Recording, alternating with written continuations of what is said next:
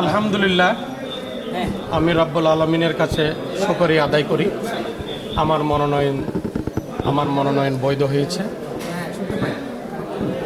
আমি বৃহত্তর চন্দনেশ এবং আংশিক সাতকানিয়াবাসীকে কাছে দোয়া চাই যেন সুষ্ঠুভাবে, শান্তিভাবে এবং আমার প্রতিপক্ষ যারা আছে তাদের কাছেও আমি অনুরোধ জানাবো, আপনারা নির্বাচন কমিশনের আইন অনুযায়ী, বিধি অনুযায়ী শান্তিভাবে আমার বৃহত্তর চন্দনাইশ এবং আংশিক সাতকানিয়ার নির্বাচনটা যেন সুষ্ঠুভাবে যেন আগামী 12 ফেব্রুয়ারি যেন আমরা সবাই মিলে ভালোভাবে যেন আমরা সবাই মিলে নির্বাচনটা করতে পারি। এই দোয়া আমি আপনাদের থেকে চাই, সাংবাদিক ভাইদের থেকে।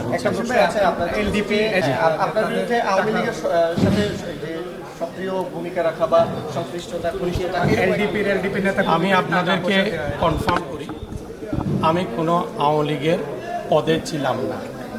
আমি কোনো আওয়ামী লীগের রাজনীতিতে আমি কোনো দিন জড়িত ছিলাম না।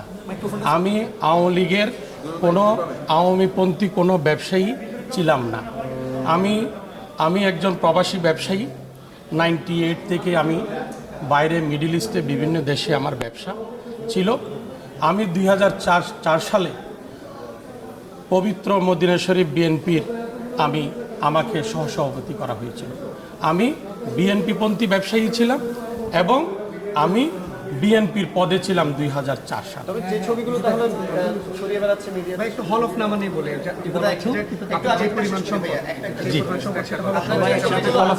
হলফনামা আমি আপনার প্রশ্নটা একটু শেষ করি, ওনার প্রশ্নটা একটু শেষ করি। দেখেন, আমি তো ব্যবসায়ী, আমি তো সরকারি আমলা না। আমার সম্পদ তো বাড়বে। আমি যখন ব্যবসা করতেছি, ব্যবসার মধ্যে আমার যা সম্পদ বেড়েছে, আমি তো ব্যবসায়ী মানুষ, আমার ট্যাক্স ফাইলের সব কিছু আছে। ট্যাক্সের বাইরে আমার কোনো সম্পদ নাই। আমি বলি আপনাকে, আপনারা তো জানেন আমার বিরুদ্ধে যেভাবে প্রভাকাণ্ডা আমার প্রতিপক্ষরা করতেছে, হ্যাঁ, জনপ্রিয়তার ঈশান্বিত হয়ে। তো আপনারা সাথে থাকবেন। আপনারা মিডিয়ারা হচ্ছে জাতির বিবেক। আমি আপনাদের কাছে একটা অনুরোধ জানাবো, আপনারা বস্তুনিষ্ঠর, আপনারা যেটা আপনারা পাবেন সঠিক তথ্যটা আপনারা দিবেন, এটা আমি আপনাদের কাছ থেকে আশা করি। আর ছবির বিষয়ে যে কথাটা আপনি বলেছেন, আমি তো ব্যবসায়ী মানুষ। আমার একটা 5 স্টার হোটেল আছে কক্সবাজারে, রামাদা বাই উইন্ডাম। আপনারা সবাই চিনেন, সবাই জানে। বিভিন্ন লোক ওইখানে আসে।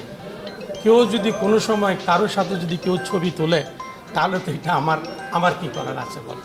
আমি আপনাদেরকে কনফার্ম করেছি, আমি বিএনপিপন্থী ব্যবসায়ী। আমি বিএনপি 2004 সালে আমি বিএনপি পবিত্র মদিনা শরীফের কমিটিতে আমি ছিলাম। আমি আওয়ামী লীগের কোনো পদে আমি ছিলাম না।